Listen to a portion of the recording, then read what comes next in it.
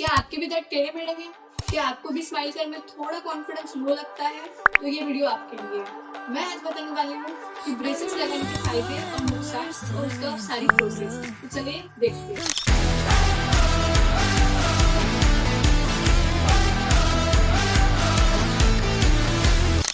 Hi, my name is Shravani अलोनेर और मैं चंद्रपुर में रहती हूँ। आप पहली बार देख रहे होंगे मुझे, तो वेलकम और welcome back to my channel. तो आज के वीडियो में बताने वाली हूँ कुछ फायदे और नुकसान और पूरा process step by step, braces क्यों लगाने चाहिए और क्या फायदे है उसके। तो चलिए देखते हैं। फर्स्ट ऑफ ऑल, ये ब्रेसेस होता क्या है और उसका काम क्या है। तो अगर किसी के दांत टेढ़े मेढ़े हो या खाने में च्यूइंग करने में प्रॉब्लम हो रहा है, या अगर आपको स्माइल करने में कॉन्फिडेंस फील ना हो रहा हो, तो आप ब्रेसेस लगा सकते हैं। ब्रेसेस के टाइप्स क्या होते हैं वो देखें। Type number 1, metallic braces. Metallic braces जो मैंने लगाया है, जो मेटल के होते हैं वो, ये सबसे ज्यादा इफेक्टिव होते हैं और ये कॉस्ट में भी थोड़े चीप होते हैं। Second, ceramic braces. ये होते हैं प्लास्टिक के होते हैं, प्लास्टिक भी सिरेमिक के होते हैं और ये थोड़ा कम इफेक्टिव होते हैं एज कम्पेयर टू मेटेलिक। और थर्ड, जो सब प्रोसेस होने के बाद डॉक्टर हमें रिकमेंड करते हैं कि हम कभी भी लगा सकते हैं और कभी भी निकाल सकते हैं एज पर आवर रिक्वायरमेंट, की अपनी अलाइनमेंट बराबर रहे। तो अब ये प्रोसेस कैसे होता है ये मेरे एक्सपीरियंस से बताऊंगी, क्योंकि बाकी का मुझे पता नहीं है। एज पर्पस सबका अलग अलग होता है, तो मैं अपने मेरे साथ जो हुआ वो बताऊंगी। सबसे पहले उन्होंने मुझे बुलाया और वो चेक किया कि आपका मतलब प्रॉब्लम है क्या और कितने गैप में है, कितना कुछ है, वो सब चेक किया। फिर उन्होंने मुझे ब्रांचेस लगाए। ब्रांचेस कुछ ऐसे होते हैं और ब्रांचेस बस एक दांत छोड़ के लगाया जो मुझे निकालना है। हाँ, हमें दांत निकालना पड़ता है एज पर अवर रिक्वायरमेंट। हमें अलाइनमेंट सही करने के लिए हमें जगह होनी चाहिए, थोड़ी दांतों में स्पेस होनी चाहिए जिससे हमारी अलाइनमेंट सही से आ सके। अभी जिसके दांतों में जगह है, मतलब गैप्स है, उनके लिए थोड़ा ठीक रहेगा। बट जिनके दांतों में ब्रेसेस जिनके दांतों में जिनके दांतों में गैप नहीं है, उनको दांत निकालने ही पड़ते।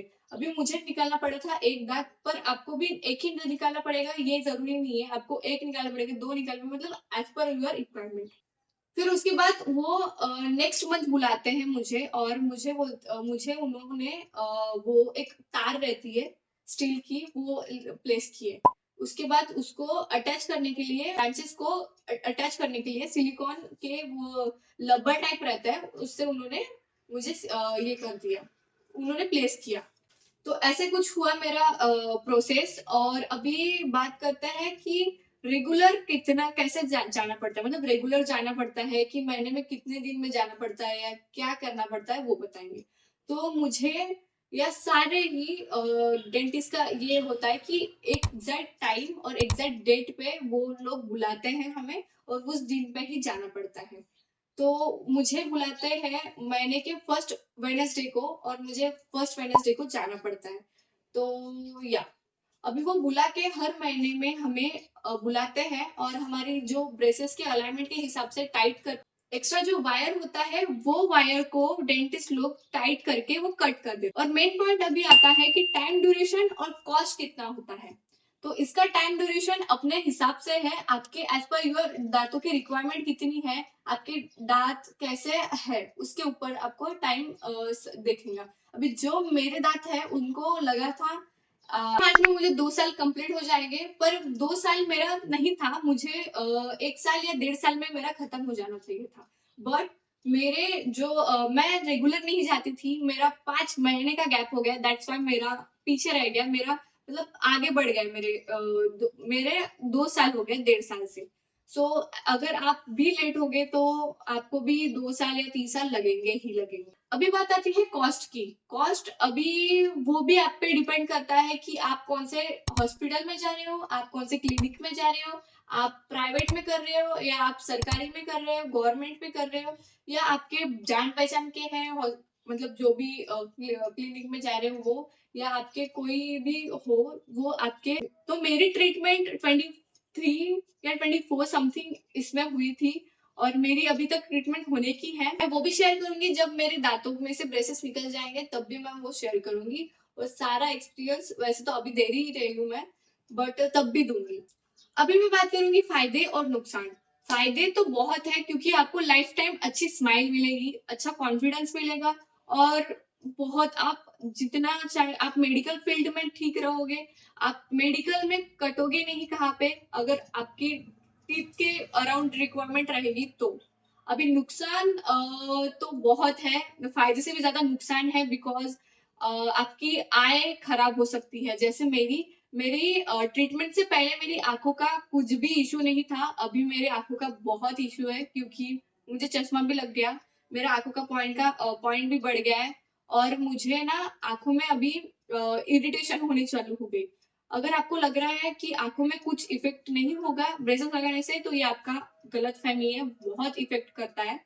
तो आप ये सब दायरे में रख के ही आप ब्रेसेस लगाने का सोचो। और एक नुकसान है कि आपको ये सर पे भी इफेक्ट कर सकता है, क्योंकि मुझे सर भी दर्द, क्योंकि अपना जो दाढला का म्हणते, दाढला आतूत दाढ दाढ दाढ क्योंकि अपने जो टीथ के मसल्स है वो अटैच आपके आंखों से है, और आंखों के मसल वेन्स आपके जो टीथ के वेन्स है वो आपके आंखों से अटैच होते हैं, और जो आंखों के वेन्स है वो आपके ब्रेन से अटैच होते हैं। क्योंकि आपके जो टीथ के मसल्स है वेन्स वेन्स जो आपके टीथ के मसल्स है उसके वेन्स है वो आपके आंखों से अटैच है, और आपके जो आंखों के वेन्स है वो आपके सिर से अटैच है। तो मुझे ना हेडेक का प्रॉब्लम बहुत हो गया है, तो ये दायरे में रखकर ही आप करिए। तो आई होप आपको ये वीडियो बहुत हेल्पफुल हुआ होगा। अगर आपको कुछ भी डाउट्स होगा तो आप कमेंट सेक्शन में जरूर मुझे पूछिए, मैं आपके क्वेश्चंस के पूरे आंसर देने की फुल कोशिश करूंगी। और आई होप आपको ये वीडियो अच्छा लगा होगा, तो प्लीज लाइक शेयर और सब्सक्राइब कीजिए मेरे चैनल को, and thank you for watching. Bye bye.